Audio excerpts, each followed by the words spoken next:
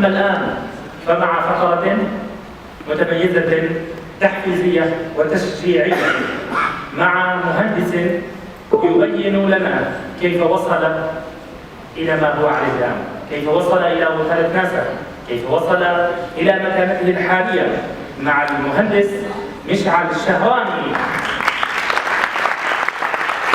يبين لنا كيف وصل لوكالة ناسا حيث انه اول مهندس سعودي في وكالة ناسا، فقد ضمته وكالة ناسا الامريكيه ضمن فريق العمل الخاص بمشروع مايكرو جرافيتي، وهو تصميم لجهاز يحاكي انعدام الجاذبيه في الفضاء. اهلا وسهلا استاذنا. والحديث معك، تفضل. السلام عليكم. كيف حالكم؟ ان شاء الله ما تكونوا تعبانين بعد اليوم الطويل. If you guys, if you don't mind, I will speak in English, and because it's today's language, and it's the language where a lot of people use to write and learn and get new knowledge. My speech, I'll make it short, and I'll divide it into two things. One of them is basically I will speak about my experience. How did I really start my life, and how did I fail so much in many things till now, and how I make it to NASA. And second, we can have a Q&A questions where everyone can ask a question if you guys have any question. And to learn from my own experience, I would be really happy to share it with you. And the third one, I will basically have a small request from all of you if you can help me, which I will tell you later about. First of all, my life, I started basically in a small village. It's called AlA. It's in the southern of Saudi Arabia. This village, we have really poor education. My dream was actually basically to know how to speak English. I finished high school literally not knowing how to really put a sentence together. I don't know what is the past, the future, the present. It's all, I had a really bad English. Yet I still have a dream. I wanted to pursue my education. I wanted to basically be at Aramco or maybe in the US to learn, get into one of these good universities. So I know that these are my goals, and I know I still have some weaknesses, so I started working on myself. I started applying right and left. I joined one of the universities in Riyadh, and then at the same time I kept applying in different places, and that's one key. If you are not happy with one situation, just keep doing what you're doing and start looking for other opportunities. So I got accepted at one of the universities in Riyadh, and a month later, so 2 or 3 months later, I got accepted by Saudi Aramco, which is one of the largest oil company in the Middle East. It's the place where everyone wants to be part of it. So I'm like, you know what? I'm going to drop school, and I'll join Aramco. I worked there and I got trained for about 4 years. It was really a great job. But at that moment, I realized that education is just the key. Education, it will build you, it will help you, it will make you better and stronger. So I decided to leave my job after 4 years. My cousins, my family, everyone was against me. They said, what are you doing? Are you stupid? Are you leaving like a company like Aramco? Your salary is good, your future is good, you have a house, you have a car, tomorrow you'll get married and everything is good. I told them, this is not my life. I don't want to be a normal person. I want to be different, You have to be different. Not like following everyone else. Just get a job, get married, and be a normal person. That's really boring, So I decided, honestly, so I decided to really quit my job, and I took that risk, and I left. I saved up my money for whatever I get through the 4 years I worked. So I left and I went to South Carolina in America. It was really hard. Like I expected things were going to be better, but sometimes you really hit the bottom and then you start climbing up. Things was really hard for me, culture-wise, language. But you know what? I'm really thankful for these hardships. When you face difficulty in life, it helps you, it shapes you. it makes you better. When you get things in an easy way, it doesn't really taste good, you know? So it was really hard for me. I know nobody in the US. My English was quite bad. And I still remember one of the stories when I came into the US. I stayed in a motel for the first 2 weeks, the moment I arrived to the US. And I didn't know how to really talk to the taxi, I don't know how to order food. So I kept eating pizza every single day for breakfast, lunch, dinner. Wow. I swear, I just go into the website, I think it's Pizza Hut or whatever, and start keep ordering the same food, get it delivered to my motel. And the funny part, the guy who delivered the pizza, he gave me the pizza and he stayed in the door in front of me. And I don't know why he's staying there. Is he waiting for something? So that's the part of when cultures, colliding together, So it's common in the US where if someone helps or gives you something, you really give them a tip. So it took me a week or two to realize that he needs money, So that was one of the stories. Sometimes you face really hard stories, and but I think it definitely helped you. Later on, I joined San Jose State University in California, one of the best engineering schools, and after many years, I'm almost done with my school. I haven't really graduated, guys. So it's funny that I'm almost 28 or maybe 30. And I don't have a degree, but that's not the key. I mean, you can do something, even though that you don't have a degree, you can be part of something. So the story how I joined NASA, I reached a point of my life that I'm almost depressed. I started applying for jobs. I wanted to get an internship, Most of my American friends, they have jobs. They are, living their life. They have at least salary at the end of the month.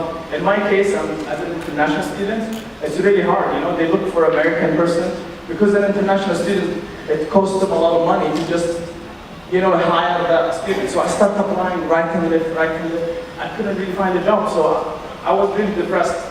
I'm like, maybe I'm not that good, And in my way, I see NASA. From work to school, I see the sign of NASA, and I'm like, I wish I could be part of this. But in this deep inside me, I was actually beating myself. You're kind of like downgrading yourself. You're like, oh, you're an international student, you're even a Saudi guy. I don't think NASA would accept you, So we always have this inner voice. We sometimes think things are difficult or hard to join, okay?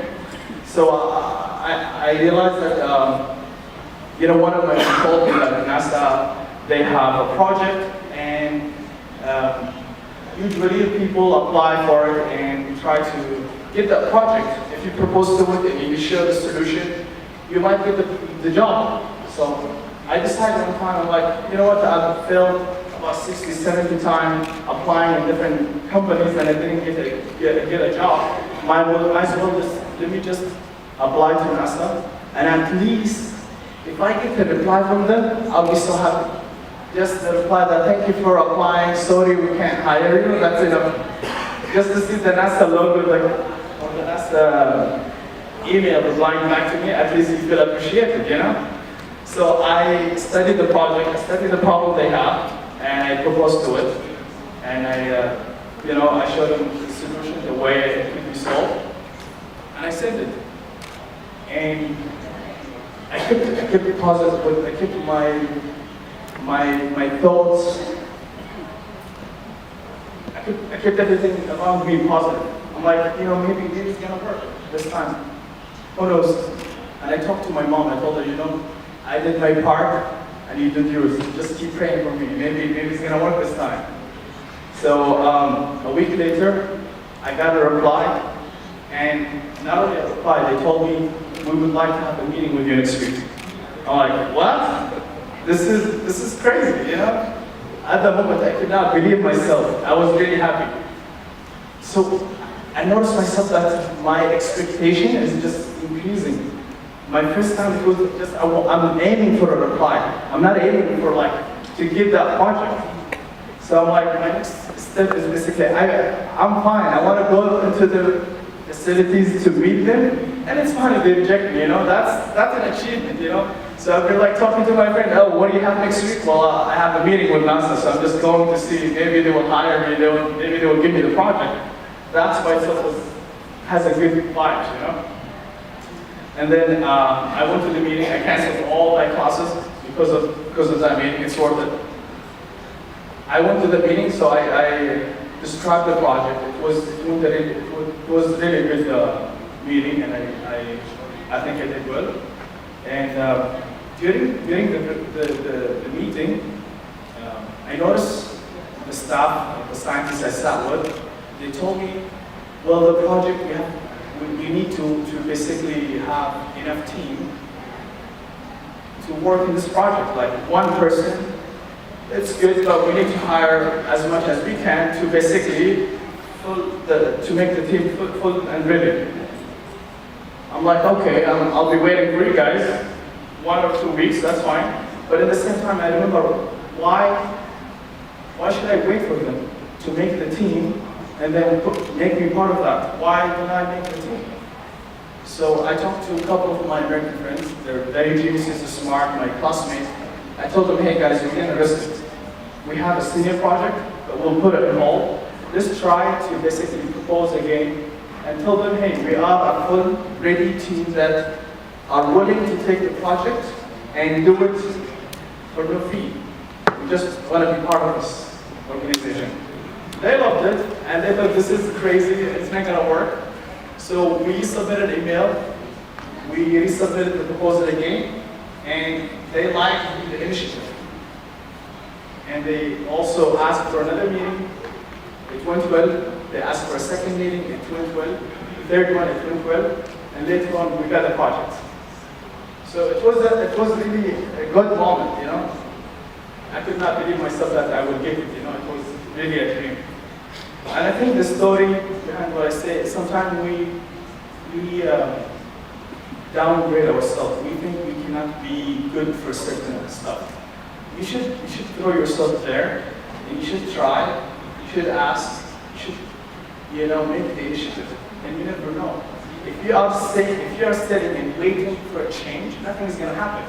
You have to make the change that you want to see in other people or in yourself or in the world itself. So they want to simulate it in air and see the effects, and see the behavior, and see how it grows, and from there, they can basically make a conclusion, and they can compare studies and see whether it's worth it to have a station on Earth rather than sending equipment to the space.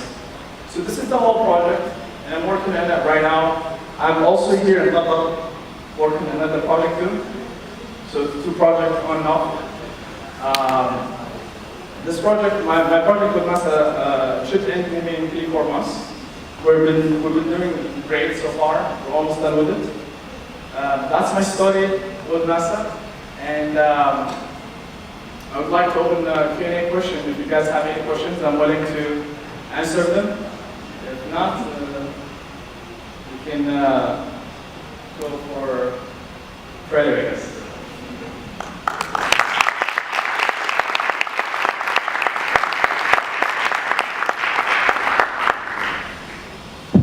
Hello, hi. I'm here. Hi. So the question is basically, did you have any information that you have competitors in this project? And if you had like really competitors, what made you win that project? Like, is it academic achievements? Is it some skills that you gained? What really did wait for them? Yeah, we've been told there's a lot of competitors from many universities. Honestly, I think the right answer to that question is basically the proposal we sent. We worked in it so hard to the point that we put so much time, and we didn't know whether we're going to get the project or not. Sometimes, you know, if you're working on something that you're not sure you're going to get the return back, sometimes you're not going to work really hard in it. But in that proposal, we really worked hard as if like it was a research. We showed them what is the problem and how can we solve it mathematically. And it went really well. And she liked the proposal we did. And after a couple meetings, it went well, you know. I think that's the criteria, I guess.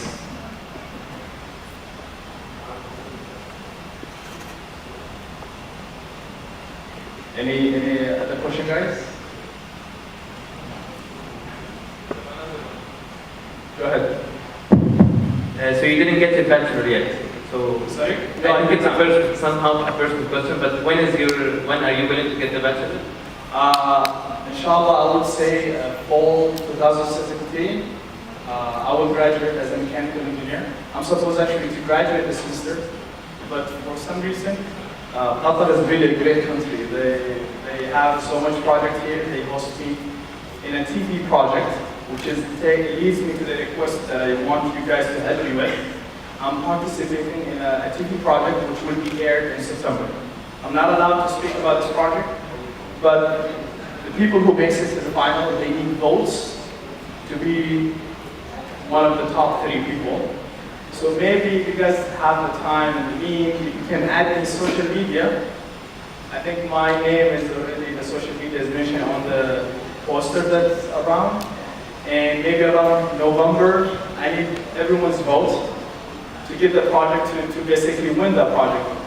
And the reason why I'm here, I would like to pass and give back the experience I got in the US and help people in the Middle East. Instead of me or other people stay in the, let's say, whether in Europe, in America, some people, they just stay there and not go back to their homeland. Personally, I think this is really bad. We should actually go back here and help the people, pass the knowledge, and you know, there's so much opportunity. That's why I'm here. I'm working in a project, inshallah, to help so much people. And yeah, that's it. That's just my request for you. You can add me out really. Thank you. مرحبا أول شيء بدي أحكي. Yeah, sure. أول شيء بأكد لك إن شاء الله على المشروع اللي كنت بس بعتنا إياه وإحنا عم في النادي رح نجيب لك كل القصات يعني. الله يخليك، شرف لي، الله يعطيك العافية. يعطيك العافية. سؤالي بس بخصوص مشروع المايكروجرافيك، كيف هذا الشيء رح يعني يأثر علينا كمان؟ رح نستفيد يعني شو العلاقة بين تيسير مشروع المايكروجرافيك كناس ما إحنا مش نروح الفضاء أبدا؟ Good question. She's asking what's the, you know, what can we learn and what's the point of having the microgravity and why we're doing it. I think personally, you can learn so much from the experience itself. You can see the behavior, how cells or bacteria grow differently, because they notice, you know, when people come back to Earth from space, they are taller than the normal when they were before they leave, or their bodies, their organs, it changes. Sometimes it gets affected, you know. So they want to find a way, what makes it, what causes, and how can we reduce the damage, and how can we basically control it. And I think this study helps to prevent these kind of problems and enhance the science of this.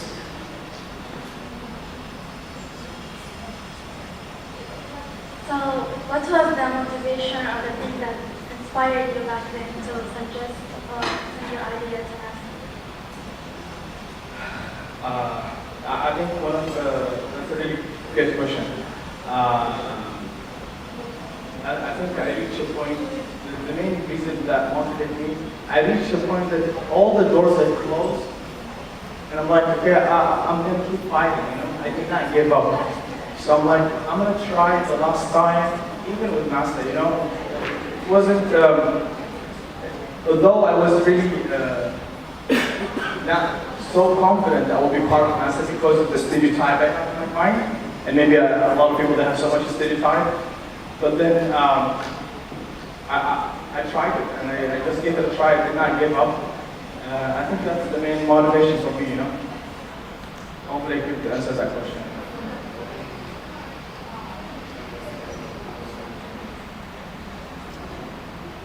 So this is the final question. So did you stop each and every project and each and every course you are taking for the sake of this project? I mean, like, did you just stop the whole courses in the semester for this only project, or you could do the things both coherently? That's a good question. Actually, lucky enough, when we get the NASA project, we went back to the school, to the mechanical department at San Jose State University. We told them, hey guys, we get a project with NASA, and this is something, you know, very hard to get. They were so happy and honored that the student could basically secure a project with NASA. And we proposed another proposal to them. We told them, hey guys, we know that we have to work in a senior project besides NASA project. Could you please give us the NASA project as if it's a senior project, so it's hitting two birds with one stone. And believe it or not, it worked well. So our NASA project turned out also to be a senior project. So now I'm like saving time in working with NASA. But me coming to Qatar, I had to delay my graduation. Definitely, I had to reduce all the classes I'm taking, except one or two online ones. And yeah, so sometimes you have to compromise and take risks. And that's one of the risks I took. I don't know if I'm going to come back to this. All right, guys, do you have any questions?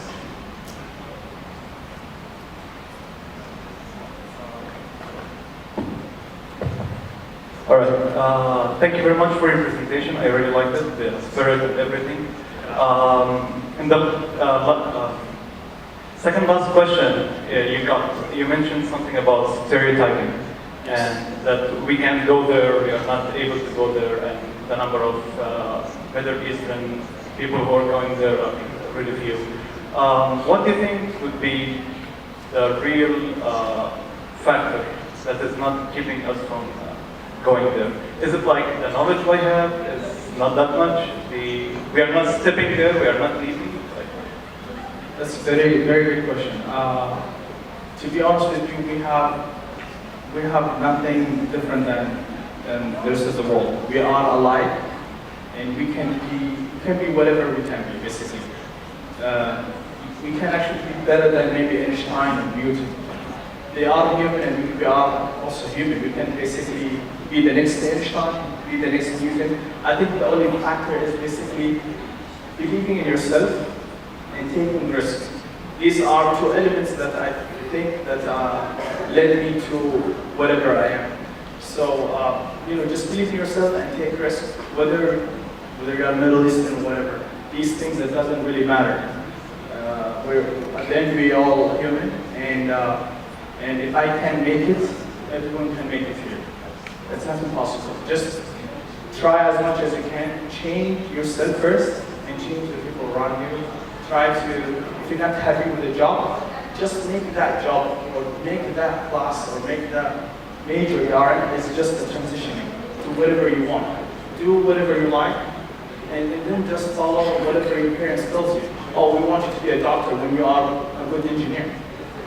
Just chase your dream, chase your passion, do whatever you like, and trust me, it will, the outcome will be great, and you will be happy with yourself. You will have inner peace, and you will be happy with your inner self.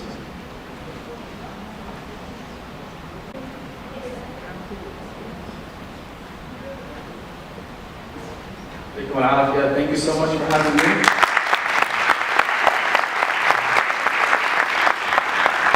شكرا جزيلا للاستاذ مشعل على هذه الكلمه المتميزه وعلى هذا التفاعل الرائع، ويسعدنا ان يتم تكريمكم من قبل الاستاذ عبد الرحمن رئيس نادي الفلك. فليتفضل مشكورا.